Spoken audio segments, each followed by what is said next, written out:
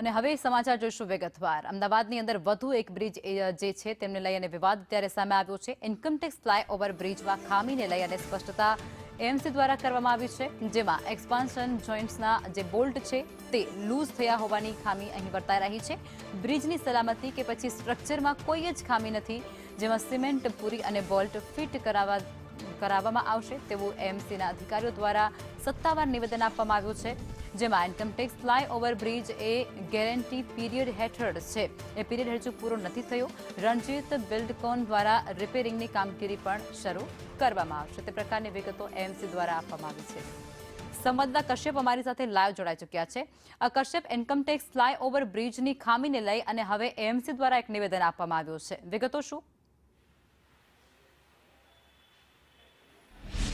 Income tax flyover bridge છે ને તેમાં એક્સપાન્શન જોઈન્ટ છે ને તે જોઈન્ટ જે છે તે ખુલ્લા પડી ગયા હોવાનું સામે આવ્યું છે। હવે અમદાવાદ મહાનગરપાલિકા દ્વારા તેને લઈ અને ખુલાસો છે તે આપવામાં આવ્યો છે ને તેમના દ્વારા કહેવામાં આવ્યું છે કે ફિંગર ટાઈપ એક્સપાન્શન જોઈન્ટના જે બોલ્ટ લગાડવામાં આવેલા છે ને તે લૂઝ થઈ ગયા હોવાના કારણે વચ્ચે ગેપ જે છે તે થઈ ગયેલો છે।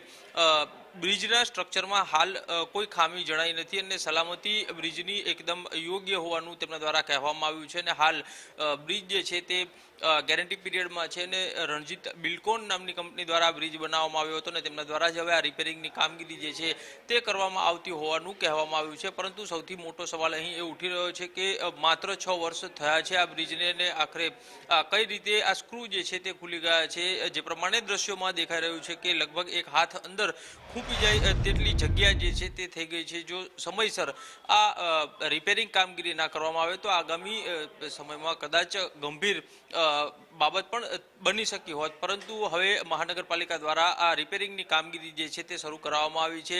થોડા સમય પહેલા એટલે કે ગત જુલાઈ માસમાં જ ઇન્સ્પેક્શન જે છે તે આ બ્રિજનું કરવામાં આવ્યું હતું ને તેમાં કહેવામાં આવ્યું છે રિપોર્ટમાં કે આ બ્રિજની સ્થિતિ ખૂબ સારી છે। અહીં માત્ર મધપુડા હતા અને કેટલાક બેરિંગ જે છે તે લૂઝ થઈ ગયા હોવાના કારણે તેમાં ઓઇલિંગની કામગીરી છે તે કરવામાં આવી હતી, પરંતુ અત્યારે જ્યાં બેદરકારી સામે આવી છે અને હવે રિપેરિંગની કામગીરી કરવામાં આવી રહી છે તેનો કોઈ ઉલ્લેખ જે છે તે ઇન્સ્પેક્શનના રિપોર્ટમાં કરવામાં નથી આવ્યો, એટલે કે એ બાબતે ધ્યાન નહોતું આપવામાં આવ્યું।